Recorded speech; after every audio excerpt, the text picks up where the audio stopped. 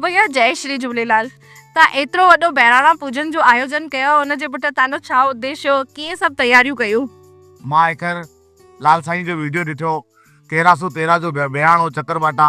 तॾहिं मुंहिंजे मन में ॾाढो ख़्याल हो कि मां साईं जा दर्शन कयां। ऐं असांजे भीलवाड़ा में जेका सेवा भाई आहिनि, हमेशह वीडियो सभिनी जे स्टेटस में हर थारू एॾी हलंदो रहियो आहे साईं जिन जो।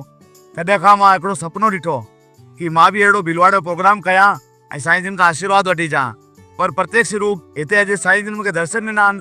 मां मुंहिंजो जीवन मुंहिंजो सफल थी वियो ऐं मां हिन सुपिने खे पूरो करण लाइ घणी रातियूं जागियूं आहिनि। उन में रातियुनि में मां हमेशह लाल साईं जा दर्शन कया आहिनि। अॼु प्रत्यक्ष रूप सां मां दर्शन कया आहिनि। मां अॼु धन्य थी वियासीं, असांजे भीलवाड़ा वारा सभई धन्य थी वियासीं।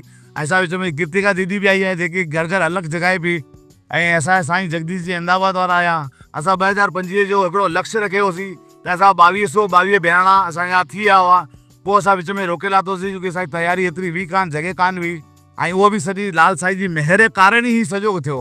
लाल साईं जो नालो ॿुधंदे, वीडियो ॿुधंदे ॾाढा माण्हू अलाए किथां किथां हितां घटि में घटि 6 राज्यनि सां जुड़िया, ज़िलो आया। भई घणे ज़िलनि मां माण्हू आया सिर्फ़ु लाल साईं जो दर्शन करण लाइ।